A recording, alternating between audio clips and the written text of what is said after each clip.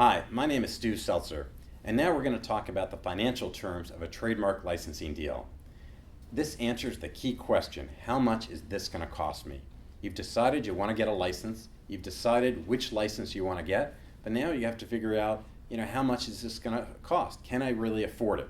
Well, there's three key numbers. There's many deal terms and so forth, but we believe it boils down to three key numbers. One is the royalty rate, two is the guaranteed minimum royalty payment, and three is the payment schedule, also known as the advance payment. Looking at the royalty rate, the first key number, that royalty rate is based on a number of factors. It's based on how popular the brand is, and also based on what is the margins in the product category. Also, let me just define what that royalty is. That royalty is the amount that the brand owner, which is the licensor, will be receiving from the licensee, from the manufacturer. For example, let's imagine you're a t-shirt company and you want to make a Snoopy t-shirt, and the royalty rate is 10%, and your wholesale price of that t-shirt is $8. So you will be paying roughly 80 cents on every t-shirt to the brand owners of Snoopy. So looking at royalty rates, what are the average royalty rates out there? I would say an average could be 8%, 10%. All depends, again, on how popular that brand is. We've seen rates in the 5% range go all the way as high as 15%. We've seen brands such as the Yankees and Major League Baseball and most sports charge between 11 to 12% for t-shirts. We've seen brands like Spider-Man and Batman and many very hot entertainment brands go for 12 to 14%. Even hotter sport brands like the Olympics, we've seen get 15% for apparel. And then you have the not so popular and maybe the classic brands that get less. Snoopy, Garfield might get 8 to 10%. Heathcliff the cat might get 6%. Major League Lacrosse might get 8%. Just some examples. The second key factor to determine what your rate might be is really what can you afford.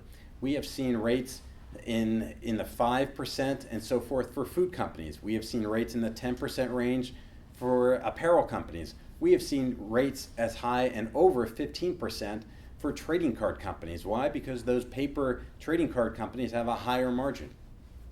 So there you have your first key number, your royalty rate. Now let's talk about the second key number, which is the guaranteed minimum royalty payment. Now this is the amount that you as a licensee must pay the brand owner, no matter if you sell one product or a million products. This is kind of the floor. And let's talk about how best to calculate what this floor should be. And our advice to you is to figure out what your projected sales are. Let's use the example that you're an apparel company and you want to create a Batman t-shirt. And you decide and you do some analysis and you think that you can sell $1 million wholesale of Batman t-shirts in year one. Well, we'll say the royalty rate for Batman is 12%. So based on that, it comes out to be that you would be projecting to pay $120,000 in royalties to the brand owners of Batman, which is Warner Brothers. So our advice to you is to take your own projections and to guarantee half of it. So in our example, your guaranteed minimum royalty payment would be $60,000. So we believe that's a good rule of thumb. So let's talk about the third point, which is the payment schedule. Again, this is also known as the advance payment. Why? Because the first payment is usually your advance. What the industry standards typically are is that you will take your guaranteed minimum royalty payment and break it up into quarters and pay it out over the next 4 quarters, with the first payment happening upon signing the contract. So that first, in our example of $60,000, that first payment of $15,000 happens upon signing the contract. That is also known as your advance payment of $15,000. And then you would pay the next 3 quarters, you would pay $15,000 for each subsequent quarter. So now you have your royalty rate, your guaranteed minimum royalty payment, and your payment schedule. And you can fill in all the other terms. Now, of course, if it's a multi-year agreement and you're proposing a 2-year agreement or maybe even a 3-year agreement, then your guarantee, instead of being $60,000, might be 3 times that amount. So that is a quick overview to answer your question, how much this is going to cost me.